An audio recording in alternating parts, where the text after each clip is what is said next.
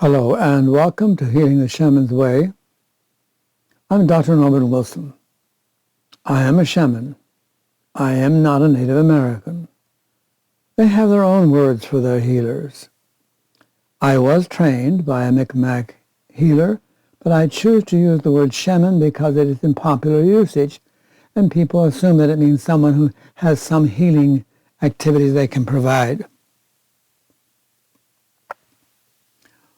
What I'm about to say may hold hope for some, may hold a challenge as well to others, and yet for others it may hold consternation,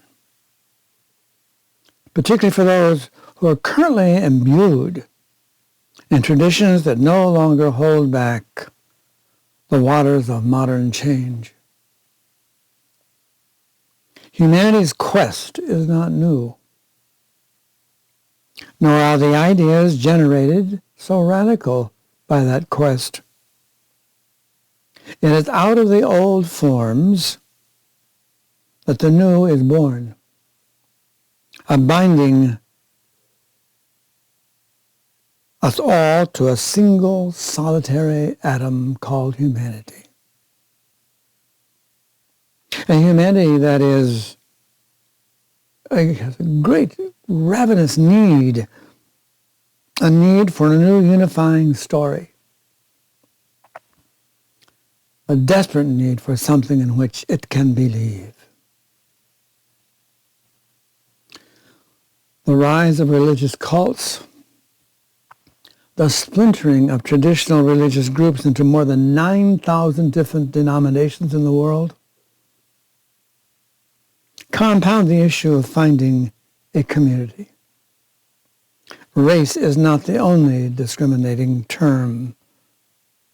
The old-time religions and mythologies are likewise a base for discrimination.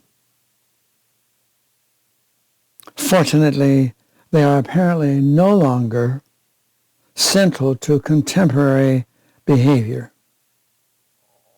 Now, as far as moderns are concerned, I think the following haiku says it all. Eve's dead, what the hell, so's Adam. And I hope that what will be,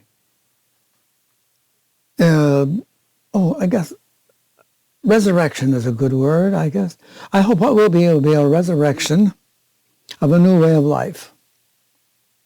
The disestablishment of those limitations and boundaries which we have encumbered our world. Quietly beneath the facade of economic success, contemporary culture is experiencing a void, a vastness, a limited emptiness, an empty nothingness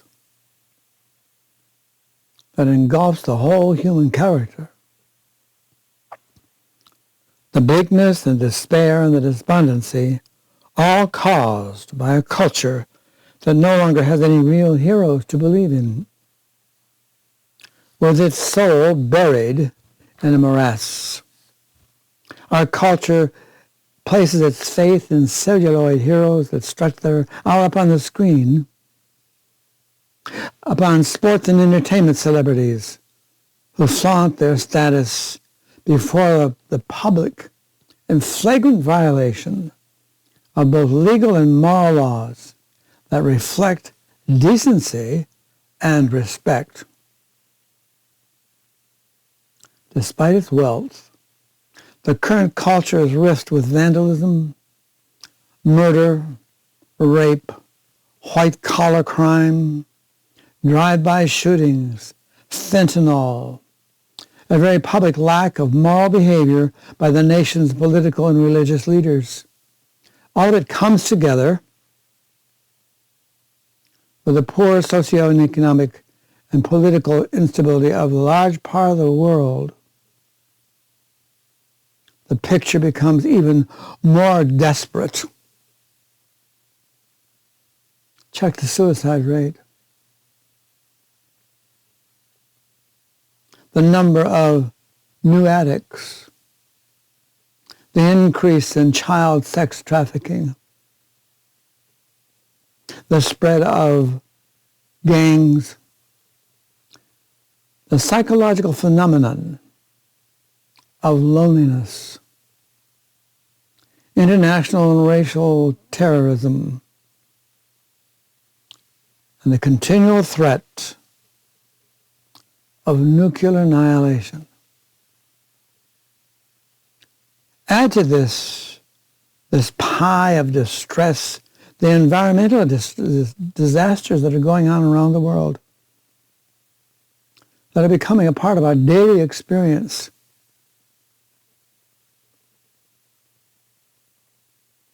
And let's not forget that since the creation, for example, of my own country, the United States, there's only been 15 years of peace. 15 years during which we as a nation was not engaged in a war. Pathetic.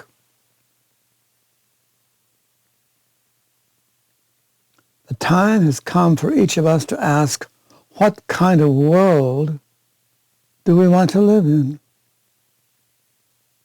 And we should also ask, what kind of person do we want to be?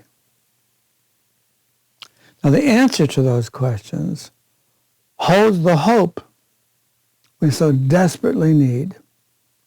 From my perspective, the answer is self-respect.